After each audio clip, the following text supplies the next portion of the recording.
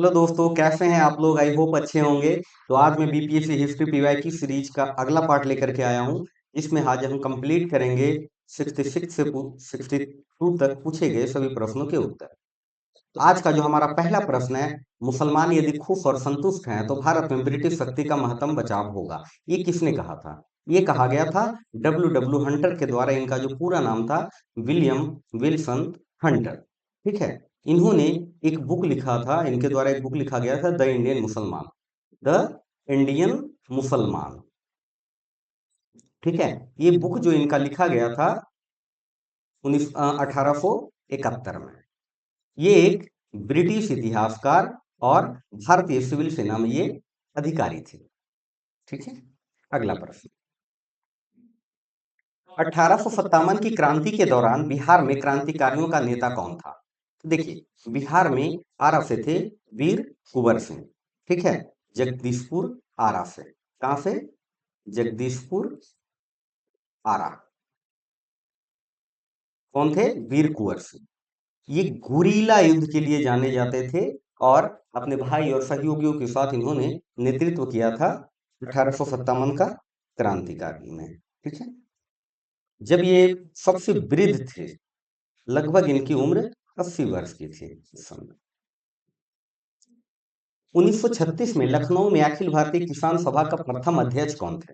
तो देखिए,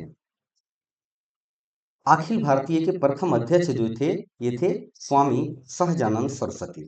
ठीक है। तो इसका जो गठन किया गया था, ये किया गया था 11 अप्रैल 1936 को। तो अध्यक्ष थे सहजानंद सरस्वती और सचिव थे, पहला सचिव एनजी रंगा। ठीक है। इन्होंने एक घोषणा पत्र जारी कर दिया था 1936 में, अगस्त में जाकर के, कि जमींदारी प्रथा का जो उन्मूलन है, किसानों के ऋण वगैरह को लेकर के एक, मतलब किसानों का ऋण को समाप्ति वगैरह को लेकर के एक घोषणा किया था 8 अगस्त के आसपास, मतलब कि अगस्त 1936 में। चलिए, मुझे विश्वास है कि कांग्रेस अपने विनाश की तरफ जा रही है और मेरी यह बड़ी इच्छा भारत में रहते होगी कि इसके शांतिप्रिय निधन के लिए इसका सहायक बनूं। ये किसने लिखा था?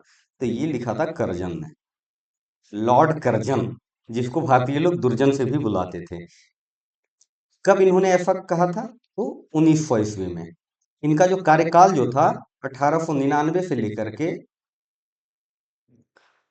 1905 तक था। बंगाल विभाजन के लिए भी जाने जाते हैं। बंगाल विभाजन इन्हीं के द्वारा 1905 में किया गया था, बंगाल का विभाजन। बंगाल को पूर्वी बंगाल और पश्चिमी बंगाल में बांट दिया था इन्होंने। तो पश्चिमी बंगाल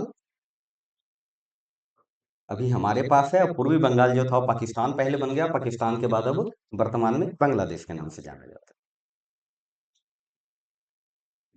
है। लंदन में 13 मार्च 1940 को सर माइकल ओडायर को किसने गोली मारी थी? तो देखिए, माइकल ओडायर, जालियांवाला हत्याकांड याद होगा आपको। जालियांवाला हत्याकांड जो हुआ था 13 अप्रैल 1919 को। तो general O'Dwyer, sir Michael O'Dwyer जो थे, ये थे उस समय पंजाब के लेफ्टिनेंट। कौन थे? पंजाब के लेफ्टिनेंट गवर्नर थे, यानी गवर्नर कह लीजिए। तो इनको जो गोली मारा गया था उधम सिंह के द्वारा 1940 में। ठीक है। जालियांवाला हत्याकांड के बाद आपको पता होगा बहुत सारे लोगों ने अपनी उपाधियां लौटा दी थी, जैसे केसरी हिंद की उपाधि गांधी जी ने लौटा दी थी। तो इसीलिए उधम सिंह ने बदला लेने के लिए ऐसा किया था।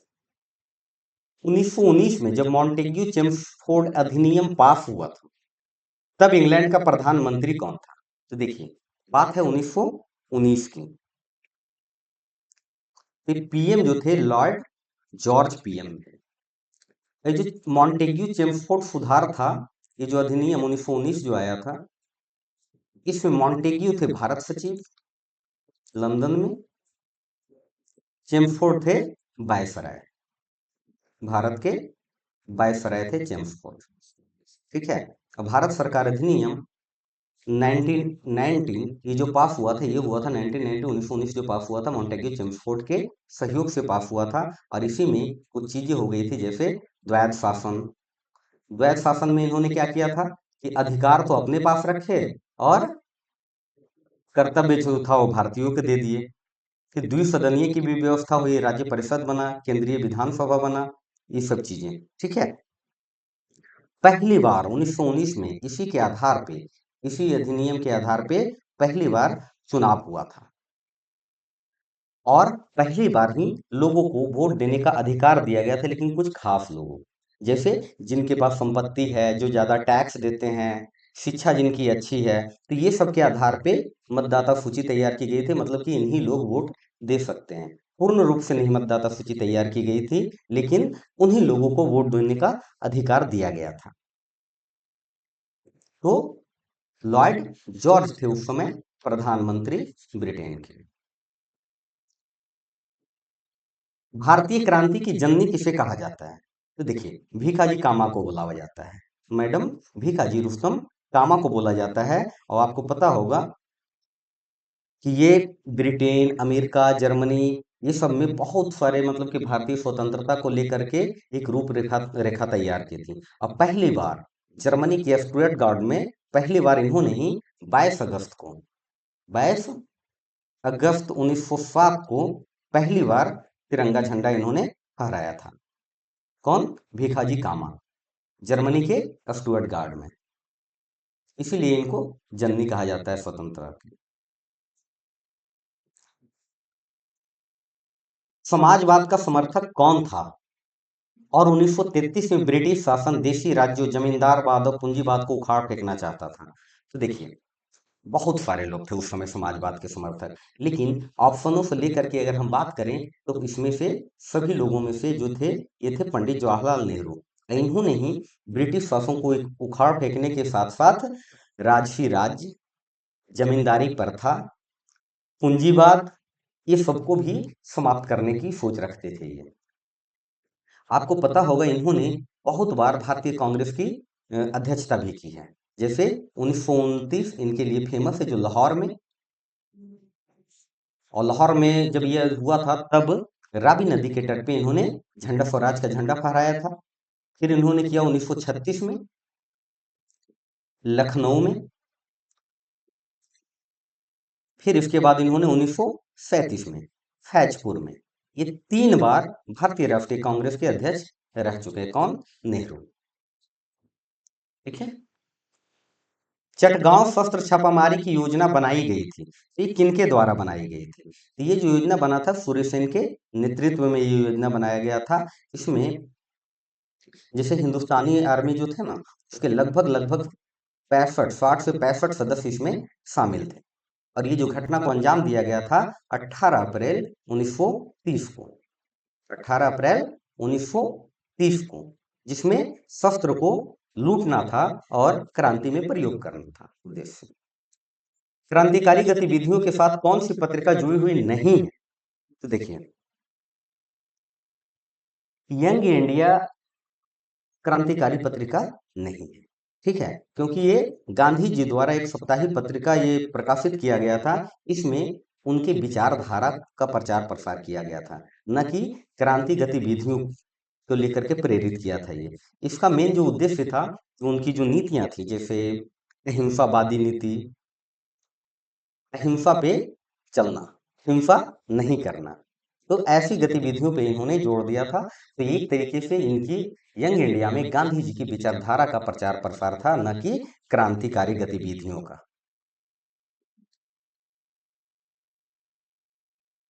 ब्रिटिश हाउस ऑफ कॉमन्स में चुने जाने वाले दादा भाई नौरोजी प्रथम भारतीय थे जिन्होंने इस दल के टिकट पे चुनाव लड़ा था। ये कौन से दल के टिकट पे इन्होंने चुनाव लड़ा था? पहले भारतीय थे। इनको, दादा भाई नौरोजी को, राजनीति का पितामह भी कहा जाता है, भारतीय राजनीति का पितामह। ठीक है।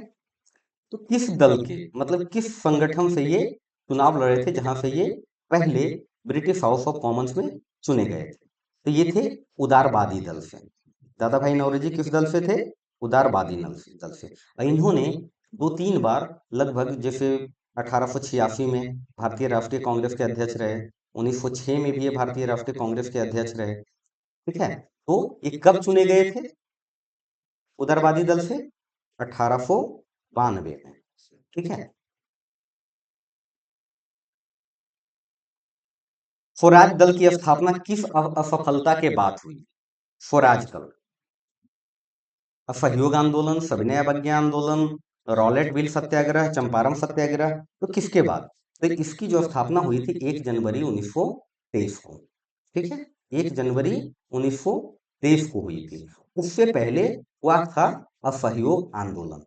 ठीक है, तो इसी की असफलता के बाद इन्होंने एक नया दल स्थापित किया, स्वराज दल। तो ये जो स्वराज दल की स्थापना की गई थी, किसके द्वारा की गई थी? आप लोग को पता होगा, 1923 में CR दास और मोतीलाल नेहरू के द्वारा की गई थी। मोतीलाल नेहरू के द्वारा।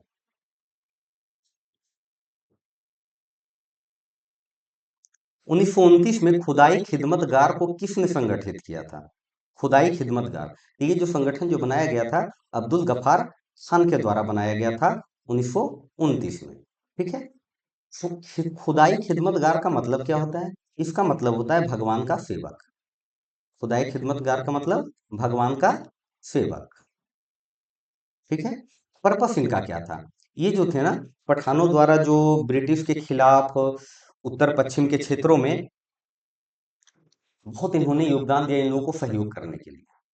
ठीक है, और इनको ही सीमांत गांधी के नाम से जाना जाता था। और बहुत सारे उधर पठानों वगैरह के सहयोग करते थे, लेकिन खुद कहिए कि भारत की बदनसीबी या जो भी चीजें, जब हमारा द्विराष्ट्र सिद्धांत आया तो ये पाकिस्तान चले गए, और इसके बाद फिर भी ये चीजें ये चलाते रहे, लेकिन वहाँ की सरकार इनको उतना नहीं मानते थे, इतना उनको ध्यान नहीं देते थे, अक्सर इनको जेल में डाल देते थे, क्योंकि वो उन लोगों को ये सहयोग करते थे जिनको वहाँ की पाकिस्तान की सरकार सहयोग नहीं करना चाहती थी। ठीक है, और ये पहले ऐसे थे जिनको भारत रत्न दिया गया था भारत सरकार के द्वारा, पहले विदेशी थे। इनको भारत रत्न दिया गया था 1987 में, पहले विदेशी के रूप में। ठीक है, अब्दुल गफ्फार। कैबिनेट मिशन भारत में आया, तो देखिए कैबिनेट मिशन भारत में कब आया? कैबिनेट मिशन का जो गठन हुआ था, और गठन के बाद ये भारत जो पहुंचा 24 मार्च को। ठीक है, 24 मार्च 1942 को ये भारत पहुंचता है, और इसमें 3 लोग थे, Pethick Lawrence, Pethick Lawrence Cripps Alexander. अध्यक्ष कौन थे? तो पैथिक लॉरेंस इसके अध्यक्ष थे। ठीक है, उद्देश्य क्या था? उद्देश्य मेन इसको इनको था कि भारत को आजादी देनी है, तो जो सत्ता का हस्तांतरण करना है वो कैसे होगा, किसके हाथों में सत्ता सौंपी जाए। इसी के बेस पे कैबिनेट मिशन भारत आया था। भारतीय राष्ट्रीय कांग्रेस की पूर्ववर्ती संस्था थी, कौन सी? ये था इंडियन एसोसिएशन। इसका गठन जो किया गया था 1876 में आनंद मोहन बोस और एस एन बनर्जी के द्वारा, लेकिन आगे चल के जब 1885 में कांग्रेस में इसका विलय हो जाता है। 1885 में कांग्रेस में विलय, कांग्रेस में विलय। ठीक है, चलिए।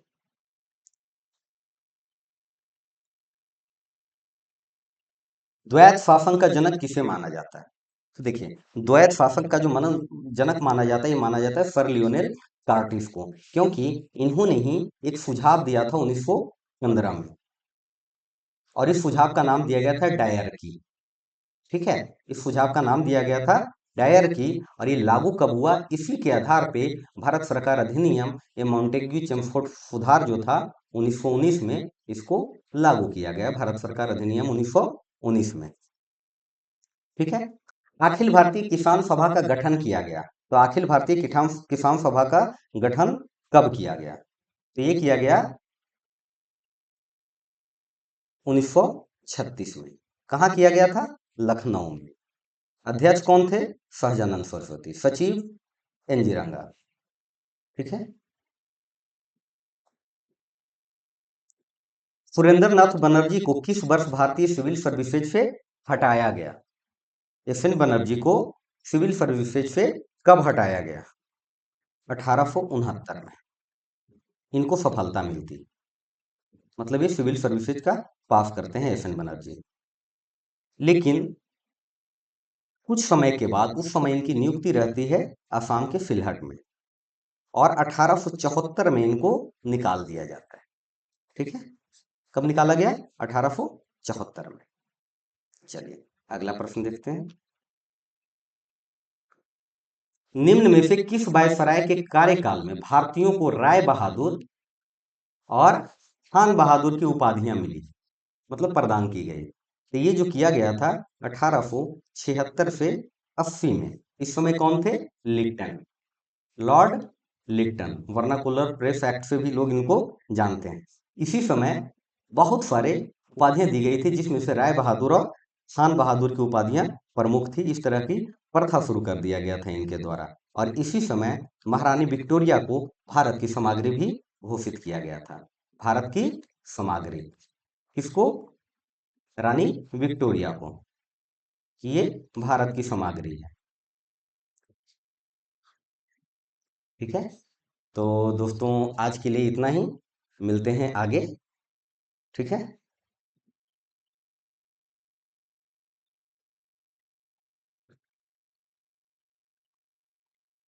और जो लोग नए हैं, कृपया करके इस चैनल को लाइक कीजिए, शेयर कीजिए, सपोर्ट कीजिए, ताकि और अच्छे अच्छे कंटेंट में ला सकूं। विद्यार्थी पीसीएस।